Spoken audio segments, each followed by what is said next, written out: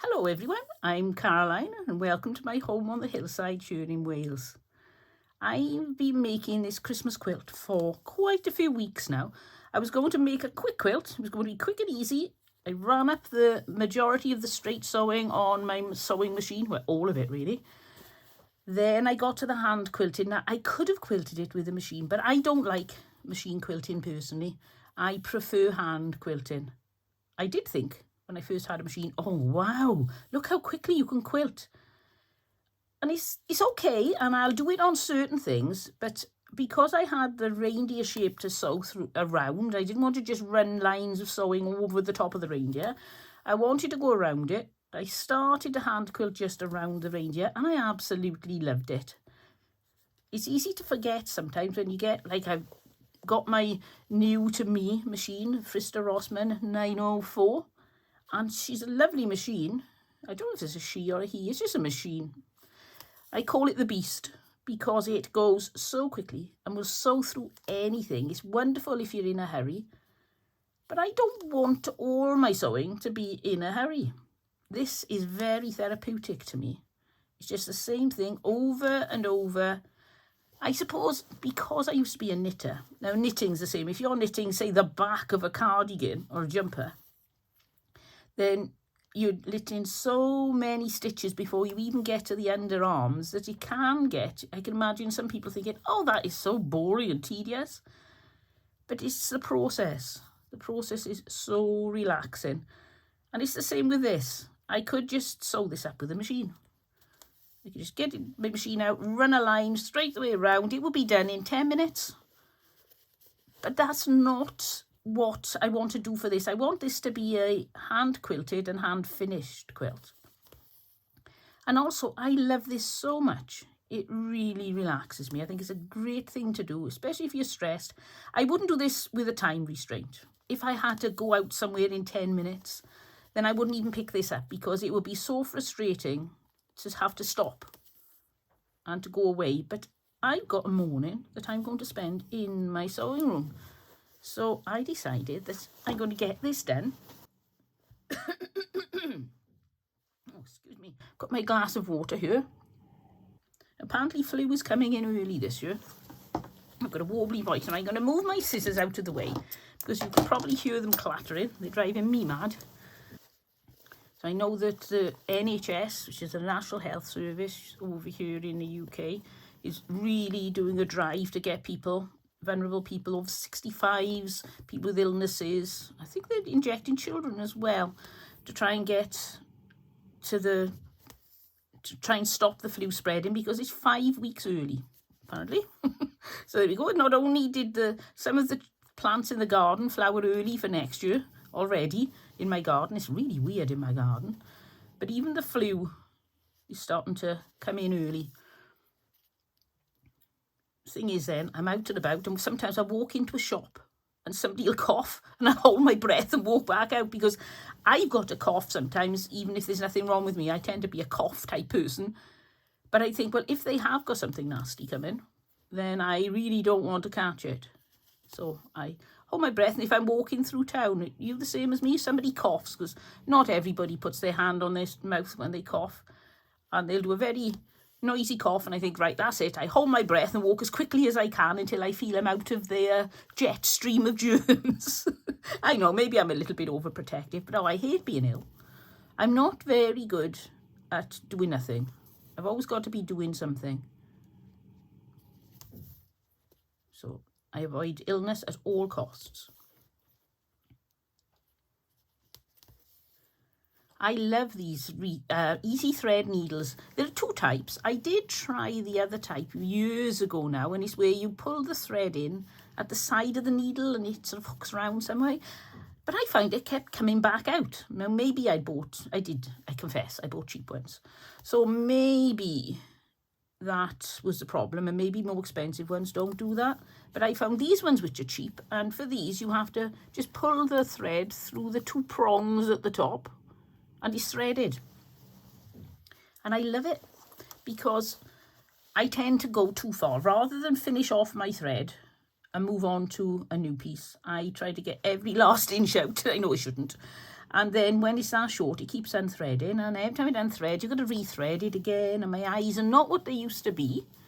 So then it takes forever to rethread it. And I find that really frustrating. So I go for these. The only problem I find with them is these ones. Again, maybe because they're cheap. It's quite sharp. So if you thread it a bit roughly, if you pull it too roughly, it can snag the thread. And then the thread, as you're sewing, will start to sort of shred, if you see what I mean. You've weakened it and it shreds. So what I always do is I'll show you when I'm doing my next knot. I've got a way now that stops that happening because it happened so many times. And I thought, well, this is almost as frustrating. Not quite, but almost as frustrating as threading a needle all the time. I remember when I used to thread a needle, no problem at all. And then age gets you, your eyes get worse and worse. Most people, not everyone. I know a few people who are not like that. Not many of them. Generally, your eyesight goes. I was in the car with my daughter yesterday and I was looking for some signs because we got lost. And she said to me, you can read that sign that far away? I said, yes, I just can't see anything close up. She said, now I can read close up. Not a problem, but then anything distant, I can't see a thing. Funny, isn't it, how some of us get long-sighted, some of us get short-sighted. I know, funny, it's how some people love sewing and some people don't. Now, I love sewing. I've always loved sewing. Sewing, knitting, any form of craft. I love cooking. Yes, but I love all that sort of thing. Yet my mother hates cooking, sewing, knitting, anything like that. You'd think I'd be like her, wouldn't you? But genetics are a funny thing. I'm probably, I don't know, more like my granny, because my granny loved to sew, knit, make her own clothes. She was very clever. And I used to read all her books. I'd go to visit and I'd settle down in her spare bedroom with the library of books she had for cooking, sewing, all those things. And I'd read away.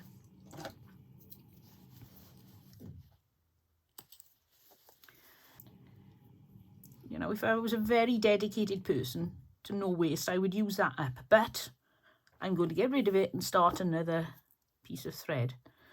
And I'll show you my trick for not shredding your cotton or your thread.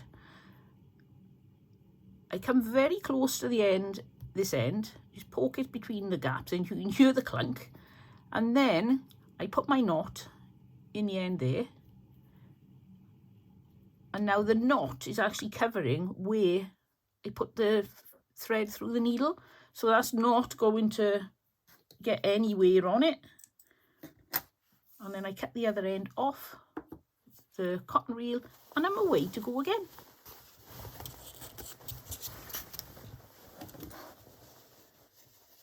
Turn this around, I'm going to come up inside, right tight into that corner, like that. Pull it through.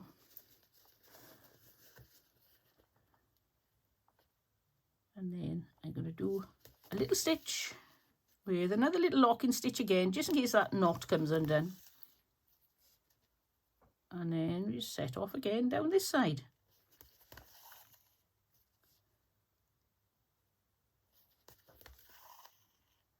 I am wondering, what do you think about having videos like this where I do some just standard, nothing exciting sewing, just relaxing and having a chat? Do you like that sort of video, or are you more, show me how to do things, inspire me? I would really love to know, because if you like this sort of thing, I can put out a few videos. I don't know whether I could put this out as a secondary video every week, or whether to every now and then have a video like this. I could do perhaps a series of slow stitch videos where you can just watch me sewing and chatting away. If you'd let me know in the comments, that would be great. It's the only way I've got, really, of knowing whether I'm on the right track or not. And also, if you can give me a like as well, if you don't normally like videos, if you can give me a like, just to let me know that I'm going in the right direction, that would be great. And what that also does is it lets YouTube know that I'm going in the right direction too, and think, oh, well, the people watching Caroline seem to like her videos, so we'll show them to a few more people. And I do love having more people in the comments because we can all learn from each other. I get some brilliant suggestions from people. And the sort of things that maybe I wouldn't have thought of myself, but now they're in my memory banks. Now you can see there's a, whoops, I might as well take that pin out now. There's a little bit of an issue here in that is narrower than the rest. For me, that doesn't bother me at all. I'm really happy with that. Just give that a little tug. I wonder if this looks a little bit too big. I don't think I've folded that quite enough. Give him a little fold. It's so easy to, as you're going along, alter things. And as I say, for me, I don't mind. Good enough is fine for me. I've never been a perfectionist. I think that's something you develop from being a clumsy person. What do you think? I've always been a very clumsy person, but I love doing detailed things, so that's a disaster. Yeah, it's not the sort of thing that you really should mix, but I don't let it get in my way. But because of that, I can see a lot of people wouldn't do this sort of thing. They go, oh no, I can't do it. I can't get it perfect. And when you watch some YouTube channels, I'm really inspired by their perfection. It is absolutely amazing, but I know I'm never going to reach that. And so rather than beat myself up and think, oh, look, that's a little bit wonky, or oh no, I've missed a stitch, or something like that, I think, wow, I enjoyed making that. Now that winter's coming in, because it is 1st of November that I'm filming this, I don't know when it's going to come out, but I'm filming it on the 1st of November, then winter is coming in, and there are not so many outdoor activities you can do. Unless you're living on the other side of the earth, down in New Zealand or Australia. Hello to everybody down in Australia, New Zealand. I know I got a few viewers from there. I don't know, is it the same with places like Japan? I would have thought. No, it isn't, because I wanted to go to Japan on a holiday and I was looking at the weather. And the weather in Japan seems to be pretty much like it is here in the UK. It seems to have cold winters and warm summers. So I thought they were down in the southern hemisphere. I'm not very good at geography, as you can tell. So come on, anybody can enlighten me there? Are any other countries other than New Zealand, Fiji, Australia that I would know of, that I've heard of? Because I'm not very well travelled. Are any others under they get winter when we get summer? I really don't know.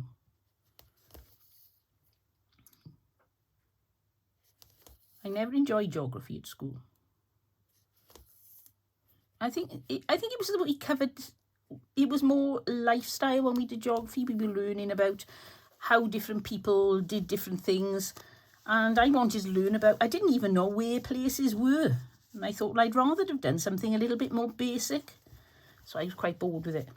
And I used to daydream a lot. And the teacher would talk for half an hour and say, right then, make a start on your essay now, and then finish it off for your homework. And I'd think, oh no, I haven't heard a word he said. My brain was somewhere else. I didn't do very well at geography, needless to say. But I do love it when I find out where my viewers are from. I like to have a look on the map and think, aha, so that's where that area is. And I've learned quite a bit. Well, I had no idea of American geography at all. Not a clue. And now I'm learning. I know where Pennsylvania, Tennessee, North and South Carolina, Florida, Texas, Idaho. I've learned quite a few places, but I've got so many more to learn.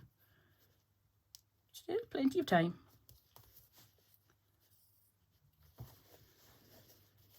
Are you a quilter? I know that you're watching me, but are you watching me because you like quilting, or are you just watching me because you like watching any form of sewing or crafting? Or is it that you've come over from my other channel and you've never quilt in a million years, but you don't mind watching? What is it? What's your reason for watching my channel? That I would love to know. I watch channels on the most ridiculous things, really, for my hobbies, because I'm not interested in what they do, but I just enjoy watching the channel. At one point, I ended up somehow stumbling on this man who eats food in Japan. I can't remember his name now, but he had the most amazing face for a food channel. And that sounds a bit weird, but when he chewed into something, he looked like he was thoroughly enjoying it. And I used to just watch to see what he was going to eat. And I love the idea of you can get, is it ekiben? You get to take on a bullet train with you from the station, which is a box of food. And it's all sushi and things like that. I would love to go in, buy my ekiben and set off on the bullet train. Sounds like great fun.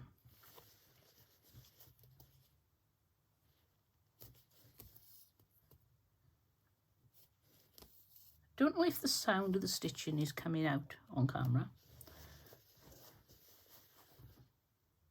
That's a very therapeutic noise. It wasn't when I did the hand stitching on the batik here, because it was creaking, literally creaking every time I put the needle through. It was so stiff. And my husband was sat next door to me on the sofa and he could hear it. It was really, really noisy. Not an easy thing to do. But when you've got your 100% cottons, oh, this is lovely to do.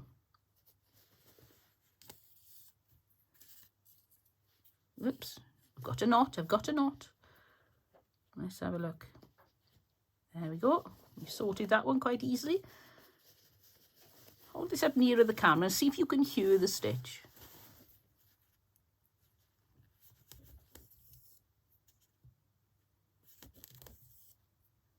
I would have thought you could hear that. You can probably hear my needle frame making a noise as well. And further from the camera, I would have thought it's not so easy to hear. What you can probably hear is a plop, plop. We've had monsoon situation outside. It's been terrible, the rain. Haven't had so many very, very, very heavy rain showers. Sort of thing that we're not used to here, but they're happening more and more. And then for ages after, the water is dripping off the troughin. Do you call it troughin? Some people call it rainwater goods. And my friend calls it trowin for some reason. But we call it troughin, you know, and at the bottom of your roof, you've got like a curvy pipe that catches all the water and then it comes down the drain pipe. Well, ours drips a bit. And we got a conservatory with a plastic roof underneath, and so it plops down onto the roof and goes plop, plop, which isn't so bad in the day. But in the night, I wouldn't want to be sleeping in our back bedroom that attaches onto the conservatory. I'd never sleep. I like it silent when I sleep, other than sometimes I'll put a YouTube video on quietly, but I couldn't handle a plop, plop, plop. I'd never get off. So how much have I done so far? You can see the pin there, so I'm coming up there. It's taken all that time to get this far. But I'm really in no hurry. I think if I dedicate a day to this anyway, it'll be finished by this evening, which I probably will do. I've got a quiet day today. Some days I get up in the morning, I'm busy, busy, busy, right the way through until the evening. But today, it's very quiet. The one appointment I had for this afternoon has been cancelled. So I've got nothing to do all day other than sew. And I will pop out and do the odd grown-up thing, like I've got a washing machine full of laundry going and I'll put it in the dryer, that sort of thing. I've got a few things like that to do, but it'll give me a break anyway, because otherwise I find that my eyes go crossed in the end. Even though I wear a stronger pair of glasses to do this, there's only so much I can do before I can't see straight. And then I go off, have a cup of coffee, do a little job, and then I can come back. I get my glasses from the pound shop. They're like this. They're brilliant. I've got different strengths. So I can, for reading, I use one strength. For sewing, I use another strength. And if I got some really detailed work, I've got some extra strong ones. And I put those on. I can't see a thing elsewhere. It's only like right in my focal point that I can see, but it really blows everything up huge. So that's excellent when I'm trying to do something really, really fiddly. But then it's remembering which glasses are which strength. Because I did have a routine where all my glasses were, is it a +2 were one shape, and a +3 were another shape, and a +3.5 were another shape. And then I knew straight away when I picked up the glasses which one they were. Well, there's been a bit of a problem with the supply. So I've had to get, because I'm notorious for snapping the arms, I've had to get just anything I could get, and because of that I've got repeats of designs. So I pick up my glasses thinking they won, thinking, why can't I read my computer? My eyes are really bad today, and then I realise, no, I've got my wrong glasses on. So I keep a selection with my sewing things. I keep a selection upstairs where I sew in the evenings. Oh, glasses everywhere. I look like a glasses shop. Or spectacles, if you call them spectacles. Ow. See, I'm always doing that. I won't squeeze it under the camera. If ever I needed a finger prick blood test, I should keep my set by the side of me, and then I can do it then when I'm sewing, because I know I'm going to end up with a bleeding finger at some point. I'm forever pricking my finger. Now, when I was sewing the batik, I couldn't actually sew without thimbles because it was so tough on my fingers. Well, you can see it's marked there where I was sewing, and that was with 2 silicone finger protectors on. I put one on top of the other. What I find with these needles, because they got the 2 fine points for you to put the thread up between, then they're too fine. They won't cope. If you use a metal thimble, it just snaps them, and then you can't thread them. So after a few times of that happening, I thought, what is wrong? Surely I can't have bought a bad batch of needles. And then I figured out what it was. And since I've been using a softer finger protector, then I haven't snapped any of the prongs on my needles. So now they tend to go blunt before they get damaged. Because I get a card with 4 packs of about 20 needles on each, and I get them for £1. So I can't complain. If they do break, it's not a bad price. Some needles are very expensive, but none of the expensive brands do the easy threaders. I've got some lovely Bohan, is it? Or Bohan needles. They're really, really fine, but there is no way I can see to thread them. So I thought I'll use my, you know, the little needle threaders. What's this here? Just coming off the inside. Give it a pull it through. The little needle threader things. I've got some of those, but the eyes are so small that I can't actually get them into the eye of the needle. So there's no way I'm going to be able to thread any cotton through them. Or thread. If I'm thinking perhaps if I use a silk thread, I'm going to try some silk threads with them. Maybe that'll be easier.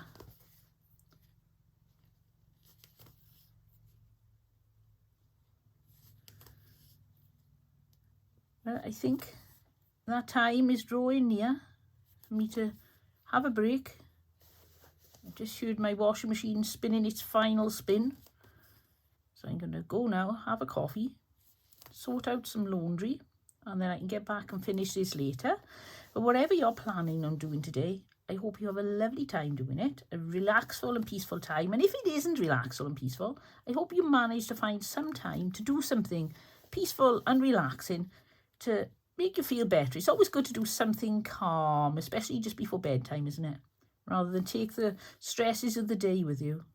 To do something that takes your mind off it all, relaxes you, and then you get into bed and you're more likely to sleep. It doesn't always work. I tend to spend a few hours awake sometimes, but I always like to relax myself by reading first or doing a little bit of sewing first, something like that. Right, so I'll see you all next time. But till then, happy relaxing and have fun. Bye.